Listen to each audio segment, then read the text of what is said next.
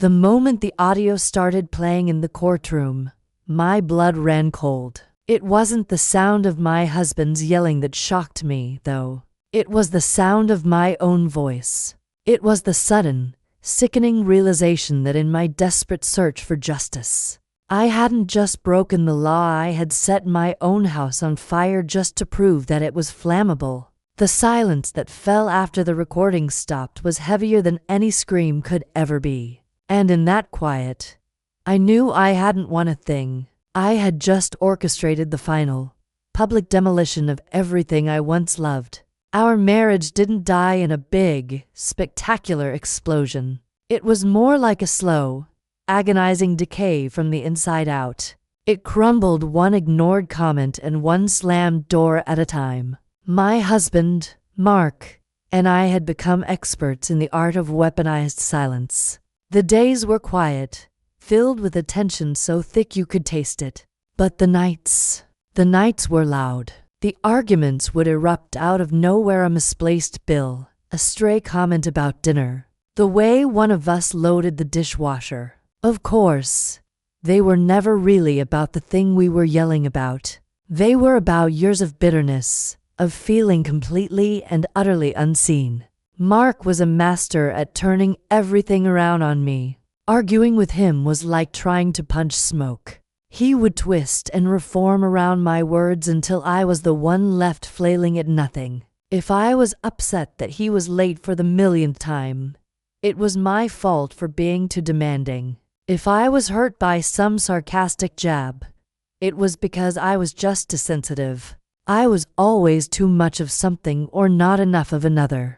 The fights would just spiral. His voice would get louder. Mine would get sharper, until we were just two people throwing verbal knives at each other in the dark. And caught right in the middle of it all was Leo, our son. At 15, he was trapped in the crossfire. In the beginning, he'd try to play peacemaker. He'd plead, "Mom, Dad, please just stop." But after a while, he just disappeared. As soon as our voices started to rise, his bedroom door would quietly click shut. I'd see him in the hallway later, headphones clamped on, eyes glued to his phone, just creating this tiny, portable world where we didn't exist. I told myself it was just a teenage phase, that he was resilient, that he couldn't hear the worst of it from his room. It was a lie, of course. One of the many I had to tell myself to just get through the day. The house began to feel less like a home and more like three separate islands, with the silence between us as a cold, impassable ocean. The day I finally said the word divorce, it wasn't with anger. It was with total exhaustion. I just couldn't fight anymore. I thought the worst was over. I had no idea it was just the beginning. The divorce wasn't the clean, amicable break I had prayed for. Mark fought me on everything. He told the court I was unstable, emotionally erratic, and that I exaggerated everything. He painted himself as this calm, patient husband who was forced to deal with a hysterical wife. All those years he'd spent gaslighting me were now being presented as facts in legal documents. Trying to defend myself felt like being a character in a play where everyone but me had the script. My reality was being twisted and used against me, and I felt this frantic, clawing desperation for someone, anyone, to believe me. I needed proof, and that's when I found them. I was cleaning Leo's room, a rare occasion he actually let me in. He was at a friend's house for the weekend. As I was changing his sheets, I saw an old tablet on his nightstand. I picked it up to move it and accidentally hit the power button. The screen lit up, and there it was, a folder on the desktop labeled simply, Recordings. My heart started pounding in my chest.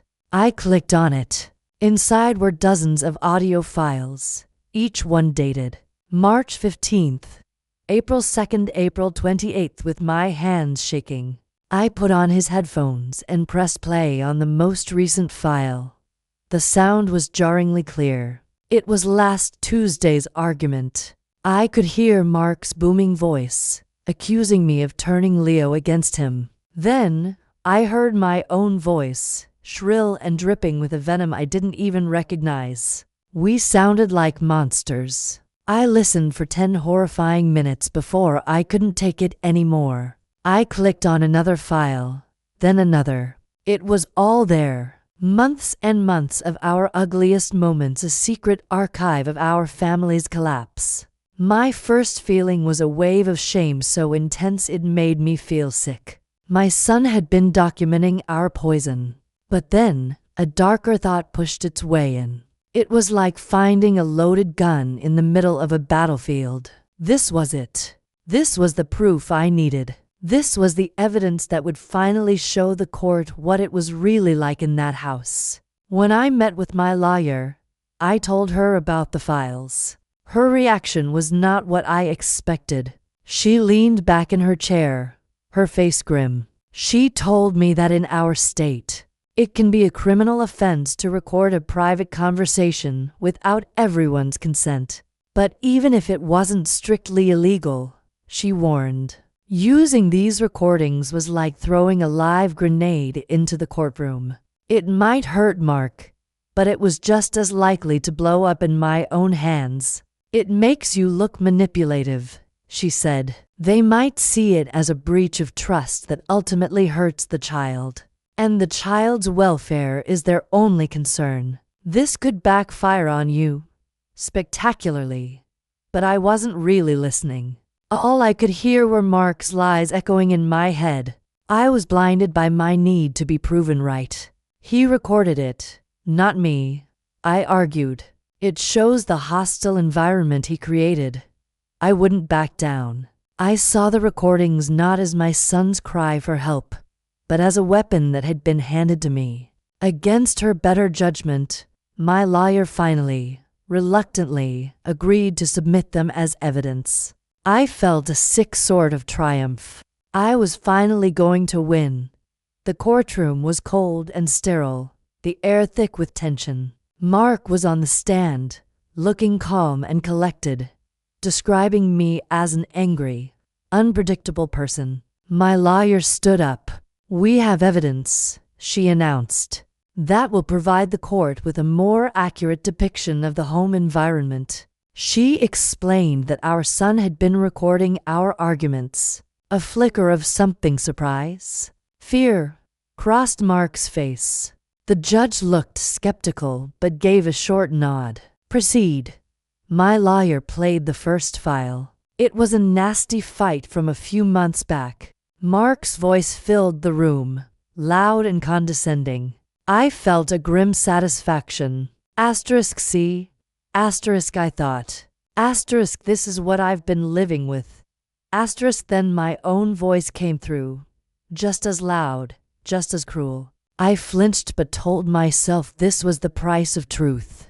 But then, my lawyer switched to a different track, one she thought was particularly damning. The argument on the recording started like all the others, but this time, there was another sound, a sound I had learned to tune out at home, but was now horribly amplified in the dead silence of the courtroom.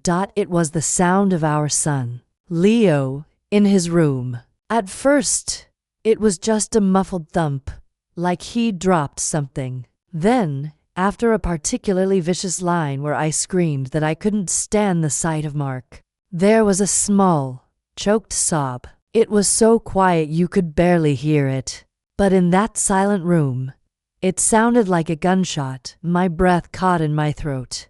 Mark, who had been staring daggers at me, slowly turned his head toward the speakers, his face ghost white. The argument on the tape kept playing, but nobody was listening to it anymore. We were all listening to my son. We heard the creak of his bed, the sound of sniffing, a tiny, whispered, "Make it stop." And then came the final blow. On the tape, my own voice, raw with fury, spat out words I didn't even remember saying. "I don't care. Let him listen. Maybe he'll finally see what you've turned this family into." The audio clicked off. The silence that filled the courtroom was absolute. I looked at the judge. Her face was a mask of profound disapproval. Not for Mark, but for me. She wasn't hearing a husband's anger. She was hearing a mother so intent on winning that she had brought her child's pain into court and put it on display like a piece of evidence. My lawyer wouldn't meet my eyes. Mark was just staring at the floor, his shoulders slumped. He looked broken. I didn't win that day. The judge made it clear that my decision to use my son's recordings showed a gross and disturbing lack of judgment that made her question my fitness as a parent. The legal battle was over, but the real sentence was just beginning. The divorce was finalized eventually, but the details don't really matter. There were no winners. The house was sold. Mark and I barely speak. The real casualty, though, was my relationship with Leo. That fragile trust between us, a vase I didn't just drop but intentionally threw against a wall, was completely shattered. He lives with Mark now, for the most part. He says it's quieter there. The few times we are together, this heavy silence hangs between us, thick with the memory of what I did. I see the betrayal in his eyes every time he looks at me. He wasn't just recording our fights. He was recording his own suffering. And I took his suffering, packaged it up, and played it for a room full of strangers just to score points in a battle that was already lost. I set out to prove I was the victim. But in the end, the only thing I proved was that I was capable of a cruelty I never knew I had in me. I thought I was fighting a war, but I ended up dropping a bomb on my own home, leaving my son to live in the fallout.